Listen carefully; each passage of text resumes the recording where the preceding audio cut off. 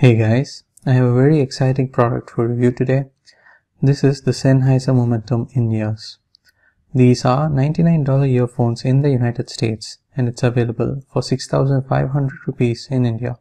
So it's not a cheap pair of earphones. Let's see if it's worth paying that much money for these earphones or not. Just looking at the earphone, you can see the attention to detail Sennheiser has put in designing these earphones. The red and black design does look good and it catches the attention of people nearby. Sennheiser has given a lot of importance to making its products in the Momentum line look very eye-catching, and I think they've done quite a good job. Both the housings and the right angle jack are made of plastic and they use some sort of metallic paint-like finish which is very glossy and sort of looks like metal. So even though the entire earphone is made using plastic, it does look a lot more premium.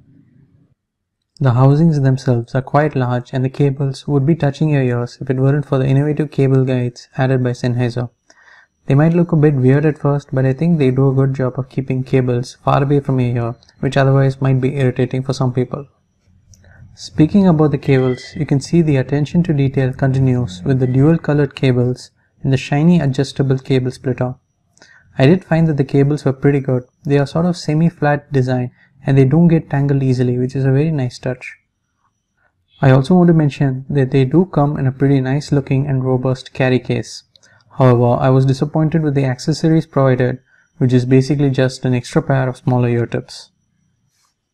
Comfort wise, I did find them to be pretty comfortable, but after using the over-ear design of my RHA MA750i, I don't think that the Momentums fit as securely and I find the RHA to be a lot more comfortable. Overall, I think that I prefer the over-ear design over the standard falling from the ear design, and I wish Sennheiser had adopted that design instead. Now let's talk about the sound of the earphones. Let me start off by saying that I think that these are a good sounding pair of earphones. They have a V-shaped sound signature, which means that the bass and the treble is given some extra emphasis.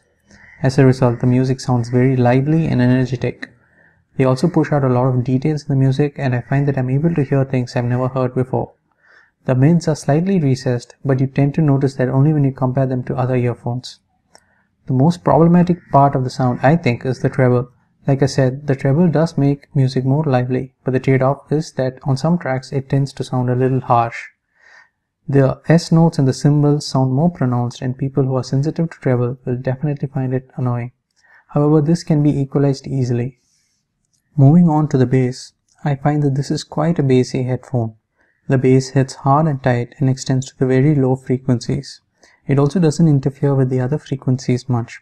I find that it does have some mid-bass which makes the notes sound thicker and complements male vocals very well. Female vocals are also done well because of the forward treble. As I said before, the mids are recessed a bit because of the emphasized treble and bass. But other than that, I did quite enjoy the sound of the earphones. Now, let's conclude by making a quick comparison to my RHA MA750i, which falls roughly in the same price range, the RHA being slightly more expensive. For $99, the Momentum is a great buy, but if you want to spend a little bit more, the MA750i has a better fit, better build quality and materials and a better set of accessories, and sounds slightly more balanced, which you may or may not like. I personally like the sound of the MA750i slightly better. I found that the Momentums isolate noise pretty well. The RHA does an equally good job, but I did find that the soundstage on my RHA was slightly better and the music sounds slightly less compressed. As I said before, I do like the RHAs a bit more. Anyway, that's it for the review. Stay tuned for a more in-depth comparison of the RHA and the Momentum in the upcoming RHA MA750i review.